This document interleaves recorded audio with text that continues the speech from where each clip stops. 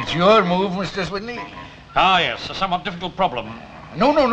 I wouldn't move that one if I were you. Otherwise, I can get through and have a crown, you see. Oh, yes. Well, now... No. I feel I ought to point out to you that you can take one of my pieces. Really? There, you see. Oh, that's very sporting of you, Jeb. Well, I don't want to take advantage of you. Do unto others as you would have done unto you. True. You see.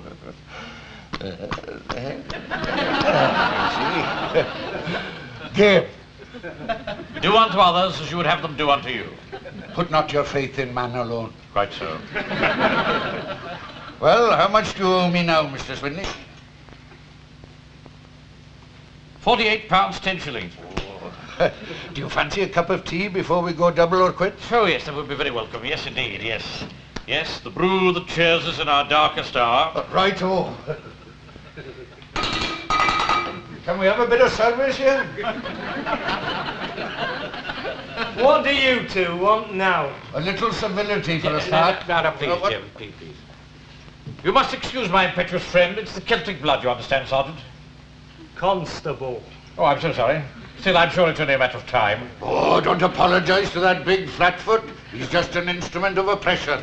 Now, don't be naughty, boys, otherwise I might have to take you down to that little room and show you the rubber hose. There you are, Mr. Swinley. What did I tell you? Dirty oppressors. Well, what do you want, you senile old druid? Oh, please, Arthur. Tea for two. One without milk and one without sugar. And the one without sugar, only one lump. Perhaps you'd like some hot buttered crumpet. Now you're talking, eh, Mr. Swinley? Yeah, well, you can just settle down and shut up. I demand to see the governor. Jeb, please. We're in Beckett Street Police Station, not Wormwood Scrubs.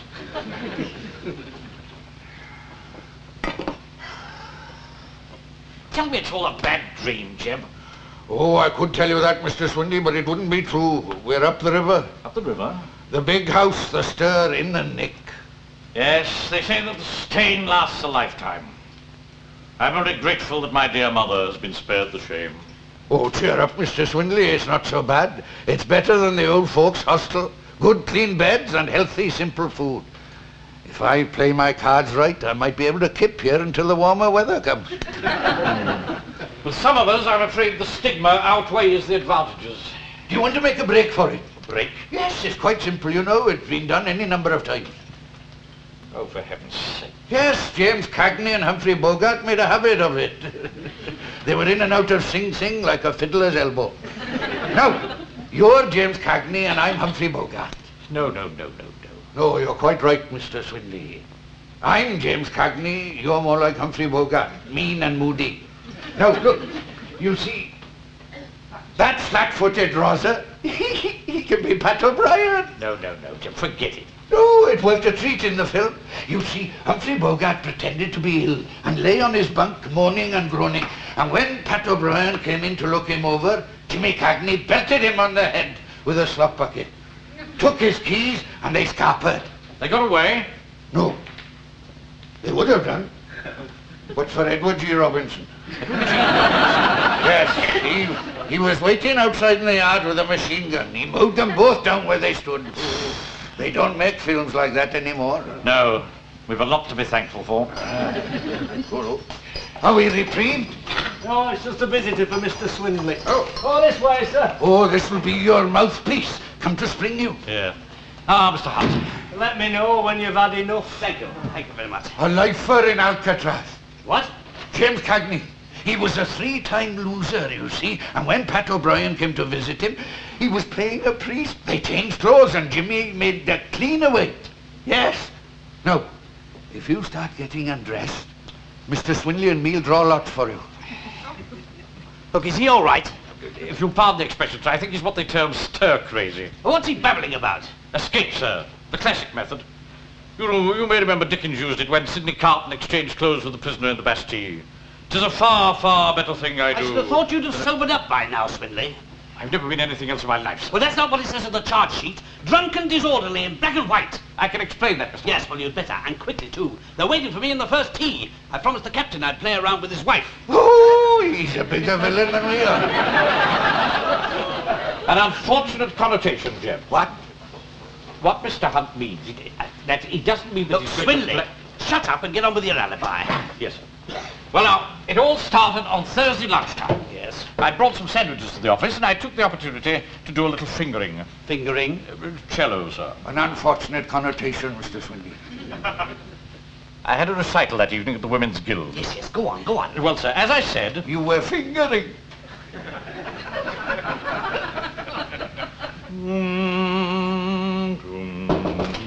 Mr. Swindley, Just 3 bars to go, that's all, Mrs.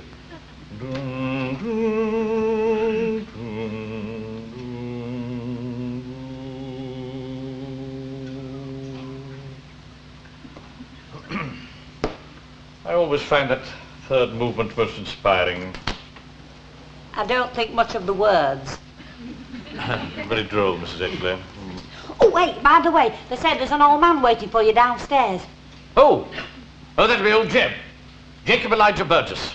What's he come for? Well, I'm just about to find out. When he made the appointment to see me, he said that it was very important. I expect he wants to tap you for a bob or two. Ah, the tragedy of old age, Mrs. Edgley.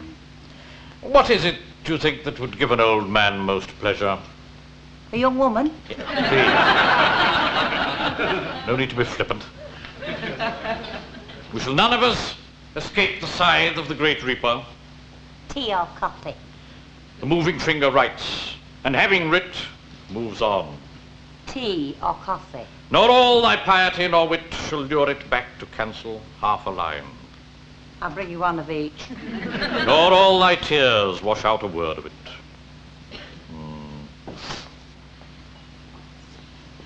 Poor old Jeb. Dependent upon charity. Well, he won't have to beg from me. Jeb, my old friend, please accept this 5 shillings. Please accept this half-crown. Oh, no, please. Old age. It comes to all of us. I wonder what I shall look like in 20 years. Wrinkled, hollow-eyed, sagging cheeks, bent with rheumatism, voice barely a whisper. Ah, good morning, Mr. Barber. Aye, damn, you've been burning the candle a bit, haven't you? You want to take it easy at your age? Forgive me, Jeb, you just caught me off guard for a moment. Oh, you gave me quite a shock there, Mr. Swindley. I was just indulging in a flight of fancy. Oh, don't go making excuses for yourself. What do you think of this whistle? Whistle? Whistle and flute, suit. Hand cut it is. Feel it. 100% wool. Oh, yes. Very sartorial. Oh, never had a suit like this before. It's got a zip fly. Little unreliable. Yes, could be dangerous. There's a lot to be said for the 6-button fly. Look at this. 2 inside pockets. And look, a label. Read it. Hand-tailored for Henry Bradshaw. Henry Bradshaw? Jeb, this isn't, as they say, hot. Oh, no. This old woman gave it to me. Old Henry left them well provided for, and only her and her daughter to get rid of it. I'm helping them out, you see. You mean to say that you allow this woman to give you presents? Allow? I encourage her. Yes, I've got all her husband's clothes, sports jackets, suits, pot hats, and a big Crombie overcoat. I'm using that on my bed at the hostel at the moment. Don't go on, Jeb. You realize what you are, don't you? Lucky, Mr. Swindley. Very lucky. No, Jeb. Accepting presents from this poor, misguided woman makes you nothing but a gigolo. That's the word, Mr. Swindley, and a damn fine job it is, too. I may have started a bit late in life, but oh boy, I'm making up for it. Oh, really? And to think that I was just about to give you this half-crown. Oh, what a beautiful thought. Thank you very much. Jeb, at the risk of ruining our friendship, I must tell you that I cannot condone this unhappy relationship. What are you talking about? We're going to get married? Married? Yes, we've got to. Oh, no. Well, there isn't any sense in it, is there? Them in that big house and me roughing it at the hostel? Oh, I see. Well, in that case, I I suppose congratulations are in order. I'm very pleased for you, Jeb. Thank you, Mr. Swindley. You must come over and meet my Vera soon, and her lovely daughter, Agnes. I've told them all about you. Well, perhaps one day I'll be able to come Well, along. I've laid it all on for Saturday. Oh, I don't know about Saturday. That's agreed then, eh? Saturday, 7 o'clock. I'm depending on you. Depending on me, I don't quite follow. Oh, you'll find out all about it on Saturday. Jeb! Aggie! Aggie! Where the hell is she? Aggie! Oh, do shut up. Hurry up, dear, they'll be here. How do I look, Mother? Oh, fab. How many have you had? Oh, just tonight, when I wanted you on your best behaviour. Phew. Good God, you smell revolting. I'd rather smell of jasmine than gin. More marriages have been made on gin than jasmine. A man likes a girl to be relaxed. Relaxed, my nerves are jangling. This is the best chance she'll get. Jeb said this Leonard Swindley's crazy for you. I know. I can't understand it. I've never even met him. Look, dear. John Wayne, Sean Connery and David Niven, there's 3 men I've never met.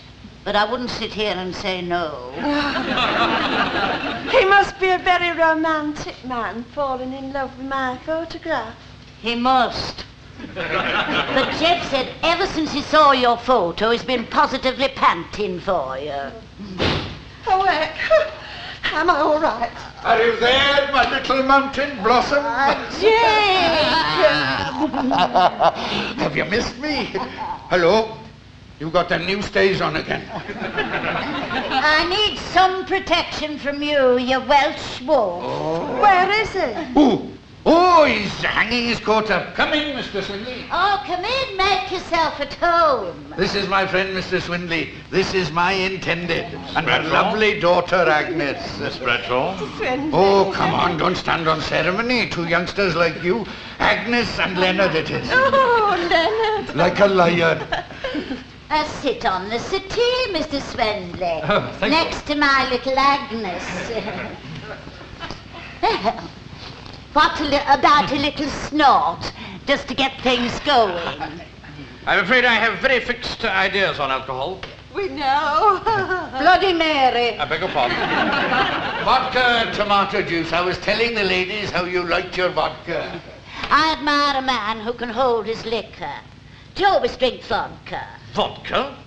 Yes, he laps it up like a kitten. I suppose you developed a taste for it in Petrograd. In Petrograd? Well, you know, Mr. Swindley, when you're on the Russian convoys. Jeb's been telling us some wonderful stories about you, Mr. Swindley. So it would appear. 18 days in an open boat in mid-Atlantic. Oh. Fighting off all those sharks with nothing but your marlin spike. I fear the facts have been somewhat exaggerated. Now, you've no need to be modest, Leonard. Mr. Swindley, it's lucky for someone you're still single. Well, I've always felt, you know, that some of us were destined to plough a lonely furrow. But I can see that you're a man of the world. He is, yes. He's been out with more women than I've had hot dinners. Jen, try to restrain yourself. Oh, come on, Mr. Swindley. You're among friends. Oh, yes, of course. Well, as a matter of fact, there was one young lady in my youth. All very embarrassing. I blush even when I think of it now. Well, go on. We're all on tenterhooks. Well, I'd invited her round to share a little puccini. Eh? And what with the passionate rhythm of the music, the roaring gas fire, the subdued light from the standard lamp, I'm afraid I did something for which I've long been ashamed. Well, go on. What did you do? I dozed off. Ah, well, you can't win them all. True, Jim. Well, what are we all doing sitting around here? Eh? I thought you were supposed to be cooking. Get sweating over that stove, woman. Oh, caveman. And you, off you go. Go and help your mother. I shan't be a moment, Leonard. That's the way to talk to them. They love it. They all like a bit of rough. Jim, what stories have you been telling about me? Stories? What stories are they? You know perfectly well. Vodka, Petrigan, open boats, marlin, spikes. Oh, you missed out the DSC. What? For shooting down 8 Messerschmitts single-handed. Jeb, I would be very much obliged if in future you will stop telling lies about me. All right, just as you wish. By the way, if it happens to come up, don't forget I was middleweight champion of Wales before I retired. Undefeated, I don't doubt. Oh, you've got the idea. Well, tell me now, what do you think of your bit of crumpet? Trumpet? Yes, crumpet, crackly. Are you referring to Miss Agnes? Of course I am. Do you fancy her? I've never even given the matter a moment's thought. Well, you should, you know. She fancies you, I can tell you that. I could see the way she followed you with her eyes, like some great brown-eyed heifer. Let's make it a double, Mr. Swindley. Double what? A double wedding. Jeb, making all due allowance for your favoured Welsh imagination, I really think this time you've taken leave of your senses. Oh, dear, Mr. Swindley, I can see you're not taking it seriously. I certainly am not. Well, you should, you know. You see, not to put too fine a point on it, if you don't have her, she'll have you. Have me? Yes, for breach of promise. Well, I haven't promised anything. I have. Jeb, what have you promised her? You. I told her you'd wed her. Oh, she's going to be a very disappointed girl. But I've no intention of marrying anyone. Ah, it's not so bad, Mr. Swindley. If you marry Agnes and I marry her mother, I'll be your father. What? I've always wanted a boy of my own. Cheers, son. Would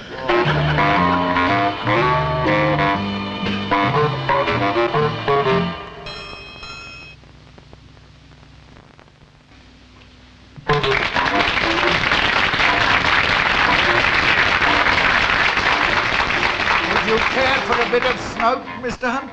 Snout? Prison parlance for tobacco, I believe, sir. All right, Swindley. I've been to the pictures. Rather an odd shape, isn't it? Well, I rolled it myself, you see. There's 9 dog ends in that. I think I'll save it till later, if you don't mind. I don't wish to appear impatient, Mr. Hunt, but do you think you could see your way to bailing us out now? Not until you tell me how you came to be arrested for being drunk and disorderly. And behaving in an improper manner liable to cause a breach of the peace. Don't forget that, Mr. Hunt. Well, you're not going to believe this, sir. But I have been the victim of circumstances over which I had no possible control. Oh, come on, Mr. Swindley. Do it for your father. You must be out of your mind. Well, think of what you're throwing away. Look at this lovely carpet, eh? Here's luxury for you. Oh, feel these springs. And they've got a bath upstairs big enough to have a swim in. Jeb, good men do not marry for material gain. They marry out of respect and love. Well, couldn't you learn to love all this? There's a blazers upstairs. Fit you a treat, all black and yellow stripes. I'm not a wasp. Oh, I thought friends were supposed to stand by each other. Jeb, I'm completely at a loss. Why this desperate urge to drag me to the altar? Well, I got to thinking of you living out your life alone, without the warmth of female companionship. You might as well be a monk. Well, I appreciate your concern, misplaced though it may be. I did it all in a spirit of friendship. Ah, the golden gift of friendship. Unless you marry Agnes, I'm up the creek with Vera. A friend in need is a friend in... I beg your pardon? Up the creek. You see, Vera won't marry me until Agnes is fixed. You... This is ridiculous. Whatever made you think that young woman would marry me on such short an acquaintance? I told her you were desperate. She is. So I thought you might as well be desperate together. You've got the wildest imagination of any man I've ever known. Oh, I'll admit you were a bit of an outsider, but you were all I had. 3 months I've been chatting this old woman up, and you come along and in 5 minutes you've ruined the lot. Now look, I think the sooner Agnes knows the truth, the better. What? Miss Agnes? Judas! Yes, Leonard. have something very serious to say to you. Yes, Leonard. I believe that Jeb here has been precipitate. I think that he's jumped the gun. Yes, Leonard. What I'm trying to say is... Take that. Thank you very much. What I'm trying to say is that What's this? Vodka. Meat? Is there any other way? What were you going to say, Leonard? I was about to say that regarding our proposed union... She accepts. Don't you, Agnes? Oh, I do. Yes, I do. Congratulations, Mr.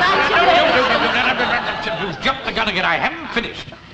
Look, any question of matrimony between us is completely out of the question. Out of the question? Do you mean to say that you're not going to marry her?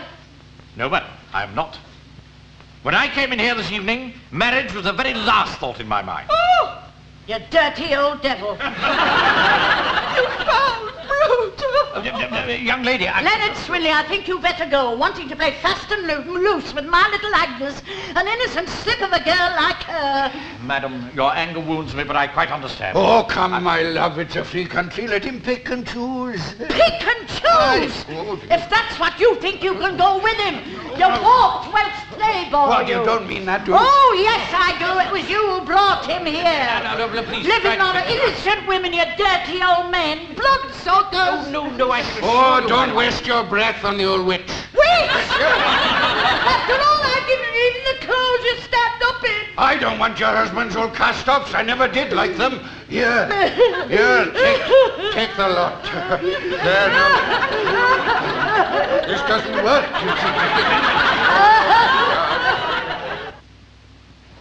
Oh, it's bitter tonight, Mr. Swinley. Yes, it's a trifle sharp. Sharp, it pierces through to your marrow.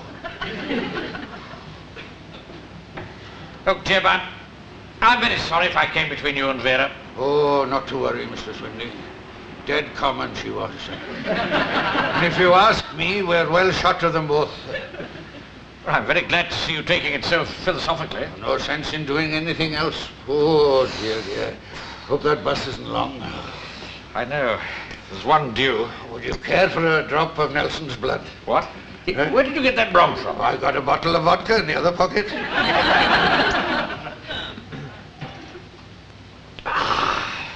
Stokes the boiler, that does. Come on, have some. An old matador like you. Well, it is a bit chilly. This'll warm you up. Go on, get it down, boy. Have you a glass? Oh, drink from the bottle, man. I haven't got foot and mouth. Oh, have a proper drink. Go on. Oh, dear, there's a waste, eh? Oh, you smell worse than my old granddad. Yes, it is a bit pungent.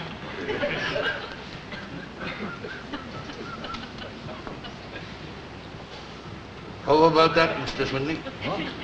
She looks as though she could make a man comfortable. Well, you know what they say, as one door closes, the other one opens. Would you care for a swig? No, thank you. Well, it's very cold weather we're having, isn't it? Yes, it is. You look a little pinched. Would you like me to give you a bit of a warm-up? I beg your pardon. Oh, let me give you this overcoat, eh? Yes.